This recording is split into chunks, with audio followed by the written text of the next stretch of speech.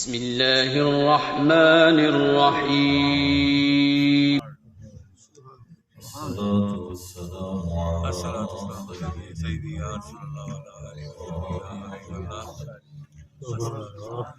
وعلى آله وأصحابه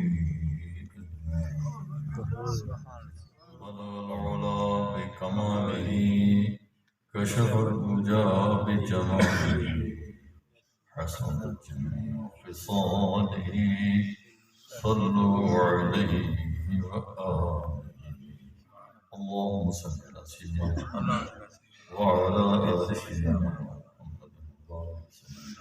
الصلاة والسلام على سيدنا وعلى آله وصحبه الصلاة والسلام وعلى آله وصحبه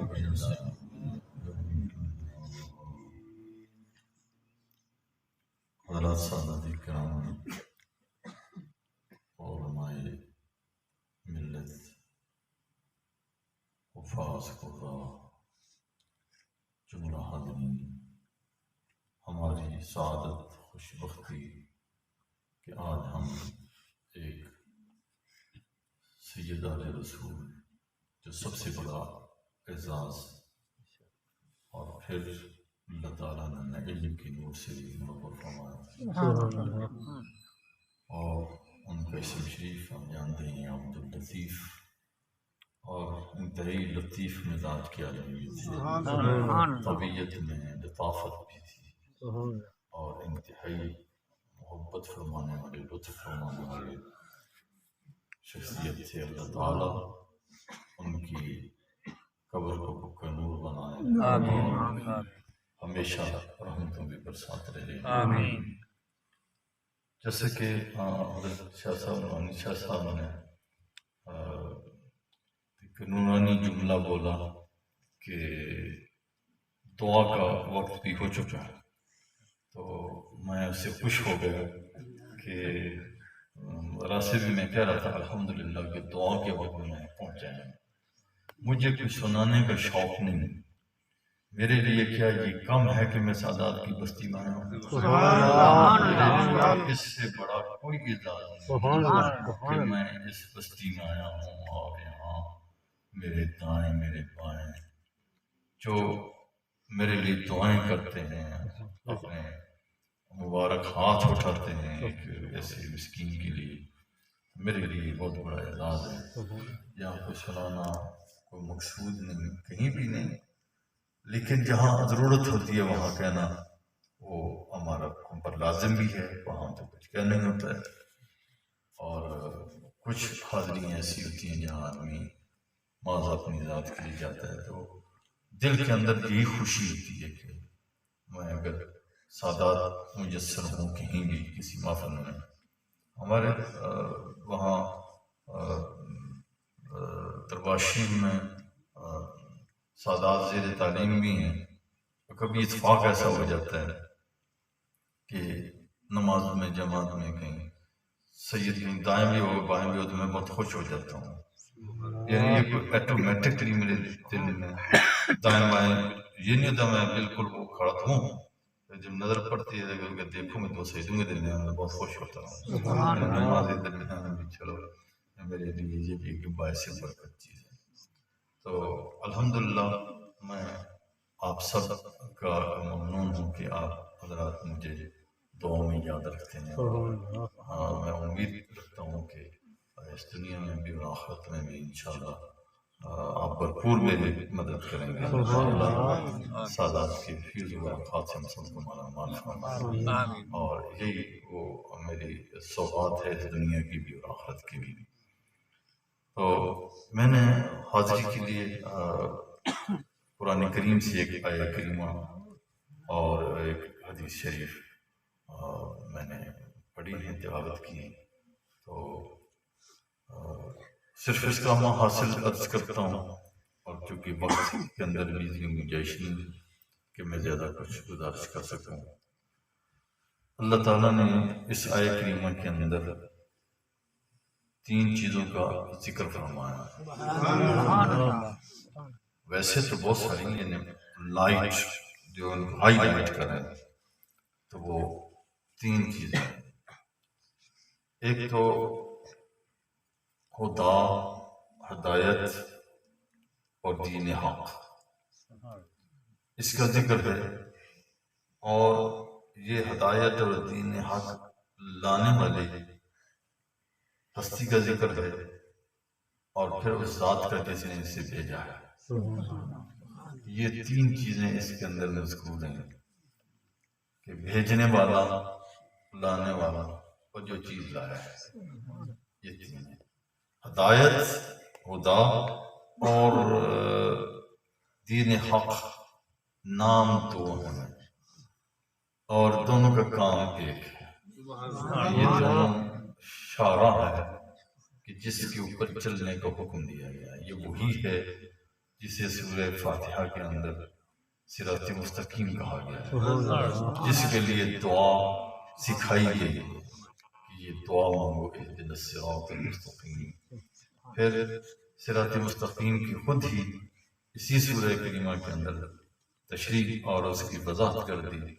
یہ بتایا کہ جس صراط مستقیم کی دعا کا حکم ہے وہ راستہ ہے الذین انعمت علیہم. یہ ان کا راستہ ہے کہ اللہ جس پر تیری ذات پاک نے جن پر انعام فرمایا.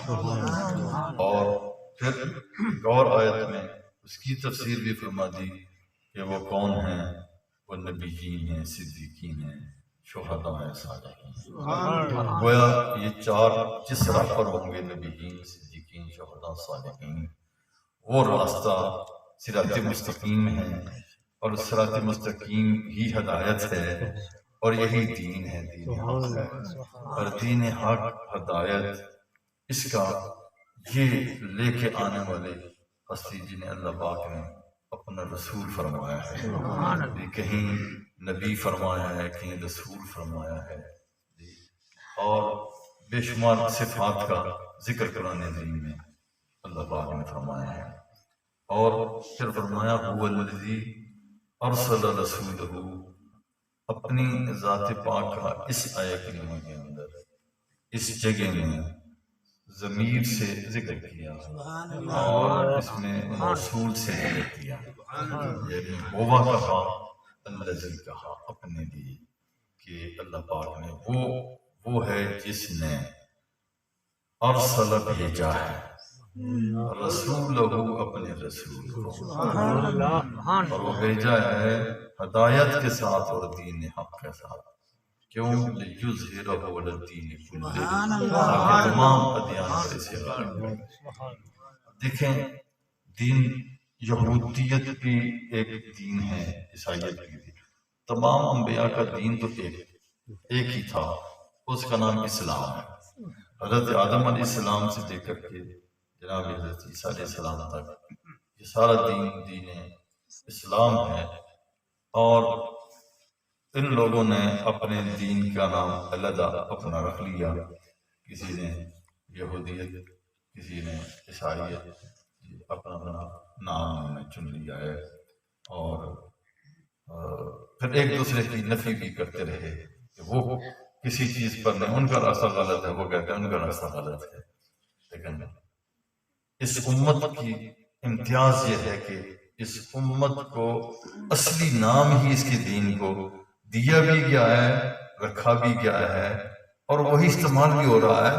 اور ان کی زبانوں سے بھی وہی نام استعمال ہو رہا ہے جو اصل نام، جو حضرت آدم کا دین ہے، جو حضرت نوح کا دین ہے، جو حضرت ابراہیم کا دین ہے، حضرت اسماعیل کا دین ہے، حضرت اسحاق کا دین ہے، حضرت یعقوب کا، حضرت یوسف علیہ السلام کا، موسیٰ علیہ السلام، عیسیٰ علیہ السلام. ان تمام نبیوں کا جو دین ہے وہ دین اسلام ہے. اور الحمدللہ ہم اسی دین پر ہیں اور وہی دین ہمارا امتیاز بن گیا. اب پتہ چلا کہ نبیوں کی توجہ کس پر ہے. حضرت آدم سے لے کر کے حضرت عیسیٰ علیہ السلام تک وہ سارے کے سارے جن کی بشارت دیتے رہیں کہ وہ آ رہے ہیں وہ آ رہے ہیں، تو اس امت کو پھر یہ نام تو ملنا ہی تھا۔ الحمدللہ کہ ہم اہل اسلام ہیں اور اسلام ہمارا دین ہے، یہ ہمیں دین جو یہ دیا گیا ہے۔ اس کی پرائرٹی اور اس کی ترجیحات بہت وسیع تر ہیں۔ دیکھیں یہود نے یہ کہا کہ ہم چونکہ حضرت موسیٰ علیہ السلام کے ماننے والے ہیں، وہ ہماری فیملی کے ہیں، وہ بھی حضرت یعقوب کی اولاد ہیں، وہ بھی اسرائیل میں سے ہیں، بنی اسرائیل میں سے ہیں، ہم بھی انہی میں سے ہیں، اور ہمارے لیے ان کی جو زندگی کی عبادت ہے، کاوش ہے، وہ ہمارے لیے کافی ہے، ہم قیامت کے دن نجات پا جائیں گے۔ اور اسی طرح ہمارے حضرت عیسیٰ علیہ السلام کے ماننے والے، انہوں نے بھی یہ کہا کہ ہمیں بھی وہاں کچھ عیسیٰ علیہ السلام جو ہیں انہوں نے اپنی جان دے دی ہے اور ہم سب کی طرف سے کفارہ ہو گیا ہے۔ وہ یہ سمجھ بیٹھے ہیں، لیکن یہ دین حق، دین اسلام ایک ایسا دین ہے کہ میرے اور آپ کے آقا صلی اللہ علیہ وسلم آپ نے جب اس دنیا میں جلوہ گر ہوئے، پہلے دن سے لے کر کے آپ کی ظاہری حیات کے آخری دن تک آپ کی ساری زندگی وہی اسلام رہی ہے، اور نبوت کے اعلان سے پہلے بھی اور اس کے بعد بھی۔ صرف فرق یہ ہے کہ 40 سال پورا اسلام بن کے گزارے ہیں اور بعد میں الہ عمل اترا ہے اور آپ پر آیا ہے۔ گویا آپ کی 40 سالہ سیرت جو ہے وہ ظرف بنی ہوئی کلام اللہ اس کا مضمون ہے، اور کہیں وہ قرآن کریم دل دماغ میں، کہیں حضور کے فکر کا ذکر ہے، کہیں حضور کے ظاہر کا ذکر ہے، کہیں باطن کا ذکر ہے، حضور کے ان اعمال کا ذکر ہے جو عمل کر کے کوئی عمل صالح کر کے صالحین بنتے ہیں، آپ کے تقوی والے عمل کر کے متقین بنتے ہیں۔ یہ سارے وہ، حتیٰ کہ ایمان، آپ کے ایمان کی برکت سے یہ مومنین کا رائے ہیں۔ اس لیے یہ حضور کا صدقہ ہے کہ آپ کے ذکر کے ساتھ مومنین کا بھی ذکر ہے۔ آمن الرسول بما انزل الیہ من ربہ والمؤمنون، سبحان اللہ، رسول ایمان لائے، آمن الرسول بما انزل الیہ، جو ان کی طرف اتارا وہ بھی ایمان لائے، مومن بھی اس پر ایمان۔ یہ مومنوں کا بھی ذکر کر دیا، یعنی اس طرح قربت میں رکھا مومنین کی۔ اب اس لفظ سے کوئی باہر نہیں ہے، جب رسول اس میں شامل ہے، آل رسول بھی اس میں شامل ہے، رسول بھی شامل ہے، آل رسول بھی شامل ہے، اور ہر مومن اس کے اندر شامل ہے، ورنہ اس سے اگر خارج کرتے تو معاملہ گڑبڑ ہو جاتا ہے۔ اس سے یہ پتہ چلا کہ جو مومن بہی، جس پر ایمان رسول کا ہے اس پر ہر مومن کا ایمان ہے، اور وہی آل رسول کا بھی۔ تو یہ وہ چیزیں ہیں اور یہ امتیازات ہیں، اور اسلام میں اہل بیت اطہار، ان کی شان اور عظمت جو اللہ پاک نے انہیں دی، ان سے کوئی لے نہیں سکتا، ایسی عظمت ہے۔ اچھا سارے اکٹھے ہو جائیں نا کہ ہم چھین لیں، نہیں لے سکتے، کیوں؟ یہ عطا ہے، یہ عطا ہے، یہ ہبہ ہے، یہ موہوب ہے، انہیں بخش دی گئی ہے کہ حضور کی ذات اقدس کا جو مبارک دم پاک ہے، اسی کی یہ نسل چلی ہے اور ان کے رگوں میں وہ خون ہے۔ اور یہ ایک ایسی چیز ہے جو مانگے سے نہیں ملتی، لینے سے کوئی چھینے تو چھین نہیں سکتا، یہ وہ عطا ہے، اللہ پاک نے خاندان کو یہ بنایا ہے ایسے۔ لیکن عظمت اس سے بڑھ کر کے ہے، اب وہی اس تمام سعادات کی مرکز ذات حضرت سیدہ طیبہ طاہرہ سیدہ فاطمہ الزہرا سلام اللہ تعالیٰ علیہا، آپ کی ذات اقدس ہے جی، اور آپ کی ذات اقدس حضور کی بارگاہ میں حاضر ہوں، اور حضور جن کی رضا میں راضی اور وہ ناراض ہو تو حضور ناراض، وہ حضور سے مانگنے جائیں کہ حضور مجھے خادم چاہیے، کوئی کر کے کام کاج کے لیے میرے ہاتھ میں چکی پیس پیس کر کے میرے ہاتھ میں چھلے پڑ گئے ہیں۔ جب ایسے تو سوچو تو صحیح، آج اگر کوئی بھی کسے باشد، کوئی بھی اس معاشرے کا آدمی جس کی بیٹی اسے کہے کہ میں کام کر کر کے میرے ہاتھوں میں چھالے پڑ گئے ہیں، تو بتاؤ کہ وہ اس کا خامد بچ جائے گا اس سے؟ اس کی بات سے وہ تو مشکل ہے. وہ تو ڈنڈا اٹھائے ہوئے اس کے گھر پہنچے گا، وہ میری بیٹی پر اتنا ظلم کہ یہ ہاتھ سے کام کر رہی ہے اور اس کے چھالے پڑ گئے ہیں اور تمہیں کوئی پرواہ نہیں ہے. لیکن قربان ہے ایسی بات سبحان اللہ، سبحان اللہ، سبحان اللہ. کہ یہ بتایا کہ بیٹی تو میں اس ذات کی ہوں جو اللہ کا محبوب ہے اور میں ان کی محبوب ہوں، مگر ایک معاشرے سوسائٹی میں میں ایک ایسے فرد کی بیوی بھی ہوں جسے مولا کائنات کہتے ہیں، حضرت علی کہتے ہیں کرم الوجہ کریم کی میں بیوی بھی تو ہوں. یہ حقوق بھی تو مجھ پر ہیں، اب وہ میں حق ادا کر رہی ہوں. اور حضور بھی یہ نہیں فرماتے ہیں، انہوں نے یہ نہیں گلہ کیا کہ مجھے کام بہت کرنا پڑتا ہے اور مجھ پر یہ زیادتی اور نہیں، یہ حقیقت بتائی. اور حضور نے یہ نہیں فرمایا کہ علی یہ کیا کرتے ہو. ٹھیک ہے حضرت مولا کائنات کی بڑی شان، لیکن فاطمہ تو فاطمہ ہے، جو بنت رسول ہے وہ تو وہ ہے. لیکن حضور نے فرمایا علی یہ کیا کیا، میری بیٹی کے لیے تم نے انتظام نہیں کیا، یہ ایسا نہیں کیا ایسا نہیں کیا. جی نہیں کیا ہے، بلکہ حضور نے ان کی بات سنی کہ ہاتھ میں چھالے پڑ گئے ہیں. یہ ہوا ہے، یہ سبق سکھایا ہے کہ جو ناتے ہیں نہ یہ ناتے ہیں. تو علی آپ کے شوہر ہیں، آپ ان کی بیوی ہیں، لیکن آپ کو میں ایک بہتر چیز نہ بتاؤں. گھر گئے، گھر جا کے بتایا اور مختلف روایات میں مختلف سیگے آگے پیچھے ہیں، حاصل ان سب کا تقریباً یہ ہے. حضور نے فرمایا تمہیں بہترین چیز نہ بتاؤں.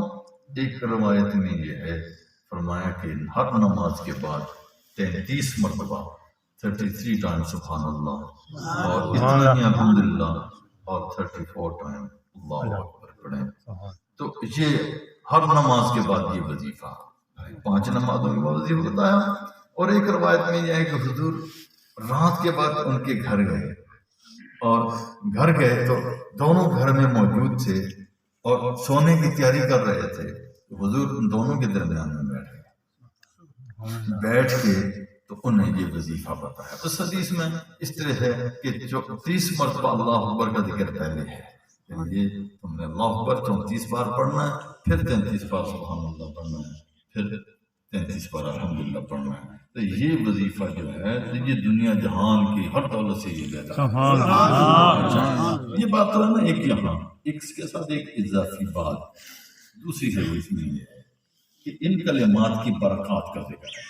ان برکات کا کیا ذکر ہے کہ یہ کلمے 4 جو ہیں، جو تیسرا کلمہ ہم پڑھتے ہیں، پہلے 4 کلمے جو ہیں، یعنی کلمے سے مراد لفظ جو ہیں جی، کہ سبحان اللہ، الحمدللہ، لا الہ الا اللہ، اللہ اکبر، یہ 4 جو ہیں تو ان کی شان میں یہ بیان فرمایا کہ ان میں سے کوئی بھی کلمہ ایک پڑھا جائے تو جنت کے اندر ایک بوٹا لگ جاتا ہے، ایک درخت لگ جاتا ہے. اب ان میں سے کوئی بھی پڑھا جائے، یعنی یہ 4 کلمات، لیکن جو نماز کے بعد پڑھنے ہیں اس میں لا الہ الا اللہ کا ذکر نہیں، یہ 3 کا ذکر ہے، لیکن حاصل 4 کا یہی ہے. لیکن ایک حدیث میں یہ بھی ہے کہ 25 کا ذکر ہے، اس میں سبحان اللہ بھی ہے، الحمدللہ بھی ہے، لا الہ الا اللہ بھی ہے، اللہ اکبر بھی ہے. تو 25 کو 4 دفعہ کریں تو یہ 100 بن جاتا ہے سے بھی. تو اس کا مطلب یہ ہے کہ حضور نے یہ بات بتائی، یہ اس حدیث میں کہ یہ جنت میں درخت لگتے ہیں، تو حضور اسی کو فرماتے ہیں بیٹی کہ غلام سے زیادہ بہتر ہے. اب یہاں چکی پیس کے کھانا ہے اور وہاں ان تسبیحات کا حاصل ملے گا، ان تسبیحات کا حاصل وہاں ملے گا. اس لیے بیٹی اس سے بہتر وہ چیز ہے. اس سے سبق کیا ملا؟ سبق ہمیں یہ ملا کہ سیدہ کائنات اگر وہ اپنے ہاتھ سے اپنے گھر کا کام کر رہی ہیں تو پھر دنیا بھر کی خواتین کو یہ سوچنا ہوگا کہ اپنے خاندانوں کو تنگ نہ کریں، انہیں ستائیں نہیں، اور سیدہ خاتون جنت سے اگر پیار ہے، اگر ان سے محبت ہے، اگر سچی محبت ہے سب کو ہے، اگر اتنی سی محبت جو سمجھے کہ نا برائے نام ہے، پھر ایمان بھی نہیں ہوگا میرے نزدیک۔ میں کوئی مفتی نہیں ہوں، میرے نزدیک اہل بیت کی محبت اگر سرے سے نہیں تو ایمان فارغ۔ یہ میں مفتی کی طور پر نہیں کہہ رہا ہوں، میں بار بار ریپیٹ کر رہا ہوں، کل تو مجھے فتویٰ لگا دے تو لگاتا رہے، تو کوئی ایسی بات نہیں، لیکن میں جو کہہ رہا ہوں کہ اہل بیت کی محبت بھی حضور کی محبت ہے، وہ جدا نہیں ہے۔ اور محبت ایک ایسی چیز ہے، وہ ریلیٹڈ ہے، وہ جڑی ہوئی ہے، اس لیے میں کہہ رہا ہوں۔ تو جن کی سچی محبت ہے خواتین کے اندر بھی، تو پھر وہ حضرت سیدہ خاتون کے عمل کو دیکھ رہے ہیں، ان کے عمل کو دیکھ رہے ہیں۔ حضور مولا کائنات کو خبر ہوئی گھر میں کھانے کو کچھ نہیں، یہ نہیں وہ نہیں، حضور مولا کائنات نے فرمایا اے بنت رسول مجھے بتایا کیوں نہیں؟ آپ نے مجھے بتانا تھا، تو کئی پیسے اب بھوکی رہی ہیں۔ آپ نے فرمایا کہ جب میں روانہ ہوئی تھی نا تو حضور نے یہ فرمایا تھا فاطمہ کوئی ڈیمانڈ کر کے تو ناراض نہ کرنا، پریشان نہ کرنا علی کو، اس لیے میں نے یہ ڈیمانڈ کی۔ رحمت کی بارش ہے، اس کا ذکر ہے، اور اس ذکر میں اگر باران رحمت نہیں ہوگی تو کب ہوگی؟ اللہ اکبر،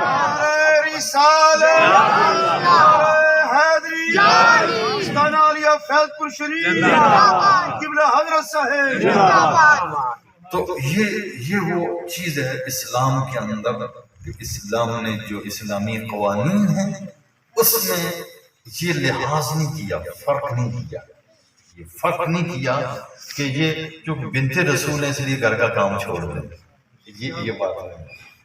اسلامی احکام میں سب برابر ہے، یہ ہے اسلام کا طرز امتیاز کہ یہود نے کہا ہم فلاں کے بیٹے ہیں جی، ہم بڑے لوگ ہیں جی، لیکن ایسا ہے ویسا ہے، اور لیکن یہاں وہ تعلیمات نہیں دی گئی، یہاں تعلیمات نہیں دی گئی، یہ تعلیمات دی گئی وہ سب ایکول ہے، وہ سب برابر ہیں، کیونکہ اسلام حضور نے فرمایا 5 چیزوں پر اس کی بنیاد ہے، کلمہ شہادت لا الہ الا اللہ وحدہ محمد رسول اللہ، اور اقام الصلاۃ، ایتاء الزکوٰۃ، صوم رمضان، وحج البیت، یہ 5 چیزیں سب کے لیے بنیاد ہے اس کے اوپر۔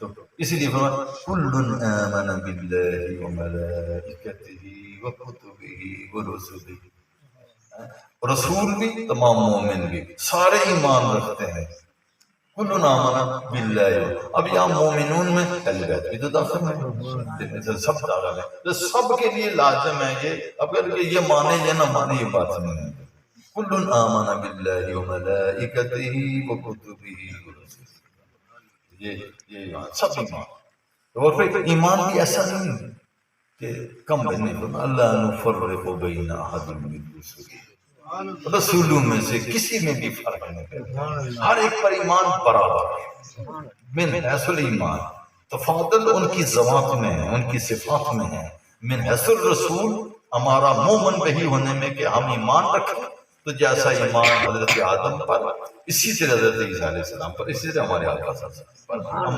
ایمان میں سب پر ایمان رکھتے ہیں، پر جو ان کی صفات ہیں ہم ان کو مانتے ہیں۔ اب میرا خیال ہے کہ بات کو کلوز کریں، شاہ صاحب بھی دیکھ رہے ہیں، تو اگر نماز کا ٹائم ہے بھی معلوم ہے، مجھے بھی معلوم ہے، تو کچھ میری مجبوری تھی جس وجہ سے لیٹ ہو گیا، راستہ بھی کچھ اسی طرح کا تھا جی، میں لیٹ ہو گیا، تو اس کی معذرت بھی ہے، بھرپور معذرت ہے، لیکن سادات مجھے معاف کرتے ہیں، پتہ ہے کہ یہ ایک کمزور آدمی ہے، اس سے غلطی ہو جاتی ہے، مجھے یہ ہمیشہ معاف کرتے ہیں، اللہ تعالیٰ آپ کو سلامت رکھے۔ حدیث شریف کو میں نے پڑھی تو اس کا اگر اجازت دیں تو مفہوم، اچھا اس حدیث کے اندر بھی اس آیہ کریمہ کی طرح 3 چیزوں کا ذکر ہے، حدیث کے اندر 3 چیزوں کا ذکر ہے، اس میں یہ فرمایا کہ حضور فرماتے ہیں کہ صبح کے ٹائم اور پچھلے ٹائم، مساء پچھلے ٹائم یعنی عصر کے بعد، مغرب کے بعد، اس ٹائم میں اور فجر کے ٹائم میں جو آدمی حضور نے فرمایا صبح کے اور شام کے ٹائم 3 بار یہ کلمات کہے، کون سے؟ رضیت باللہ ربا وبالاسلام دینا وبسیدنا محمد صلی اللہ علیہ وسلم نبی و رسولا.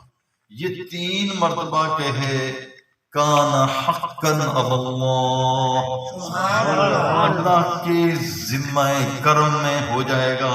کیا ہو جائے گا؟ ان یرضیہ یوم القیامہ، اس کو اللہ قیامت کے دن راضی کرے. جو دنیا میں یہ کہتا رہا میں راضی ہوں اللہ کے رب ہونے پر، اسلام کے دین ہونے پر اور محمد پاک صلی اللہ علیہ وسلم کے نبی اور رسول ہونے پر، جو دنیا میں 3 بار صبح 3 بار شام اقرار کرتا ہے، جو یہ اقرار کرنے والا ہے، تو وہ قیامت کے دن اللہ کے کرم میں ہے، اس کے ذمہ کرم میں ہے. ان یرضیہ یوم القیامہ، قیامت کے دن وہ اسے راضی فرمائے. یہاں کہتا ہے میں راضی ہوں، ادھر اللہ پاک راضی کرے گا قیامت. اور قیامت کے دن لفظ تو چھوٹا سا ہے، لفظ چھوٹا سا ہے. میں تشریح کروں تو آپ کہیں گے پھر چل پڑا ہے، پھر لمبی بات ہو گئی. اب دیکھو نا وہ چھوٹا سا دن ہے. دیکھو نا آج کا دن، یہ تھوڑا سا ٹائم آپ نے گزارا ہے تو میں چند باتیں میں نے کی ہیں، تو کتنا بڑا لگ رہا ہے آپ کو ٹائم. وہ 50,000 سال کا دن ہے، 50,000 سال کا دن. اب اس 50,000 سال کے دن کے اندر کیا ہوگا کہ جب سورج بالکل سر پر ہوگا، 1 میل پر ہوگا. حدیث میں میل کا لفظ ہے، راوی کہتے ہیں میل کے 2 معنی عربی میں.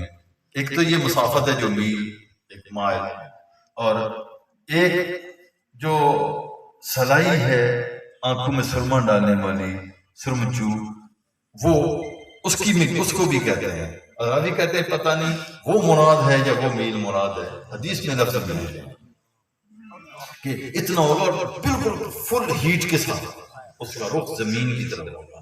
سارے لوگ اپنے اپنے پسینوں میں ڈوبے ہوئے ہوں گے اور یہ حالت ہوگی، اپنے اپنے اعمال ہوں گے، کسی کو دوسرے کی ہوش نہیں. یوم یفر المرء من اخیہ وابیہ، سب لوگ بھاگے پھریں گے، نہ باپ کا پتہ، نہ بھائی کا پتہ، نہ بیوی کا، نہ ماں کا، نہ دوسرے نہ تیسرے کا، نہ سب سے اولاد بھی اپنا اپنا نفسی نفسی یہ حال ہوگا. تو حضور فرماتے ہیں جو یہاں اپنے رب سے راضی رہا، اسلام کے دین ہونے پر راضی رہا اور رسول اللہ کے نبی اور رسول ہونے پر راضی رہا، قیامت کے دن اللہ کے ذمہ کرم میں ہے، اس سے راضی فرمائے. وہ کیا راضی ہو جائیں گے بندے کے دھوپ میں جلیں، پسینے میں ڈوبے رہیں، راضی ہو جائیں گے؟ اور نہیں ہوں گے. ان کی کوئی شفاعت میں کوئی نہ پوچھے، حوض کوثر اسے نہ ملے، راضی ہوگا. نام اعمال میں اس کی کمی رہ جائے کہ راضی ہوگا. پل صراط سے گر جائے تو راضی ہوگا؟ نہیں ہوگا.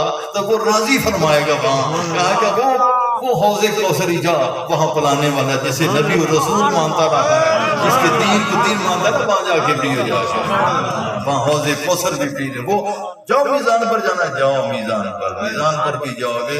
ان کی پاس سے ایک چھوٹا سا پرزہ بھی کاغذ کا نکلا جو تم نے کہیں درود شریف ایسے وقت میں پڑھا، ان پر ان کی آل پر رکھنے کی دے دی. وہ ہلکا بھی بھاری نہیں. پل صراط کی طرف جب قدم رکھے گا وہ کھڑے ہوں گے، رب سلم سلم سلم، یا اللہ خیر، یا اللہ خیر. اور یہ باتیں ہیں جو دین کو دین اندر سے ہمیں قبول کرنا چاہیے. کوتاہی ہم سے ہو جاتی ہے، ہم قصوروار ہیں، استغفار کرتے ہیں، توبہ کرتے ہیں، لیکن دین سے محبت ہوگی.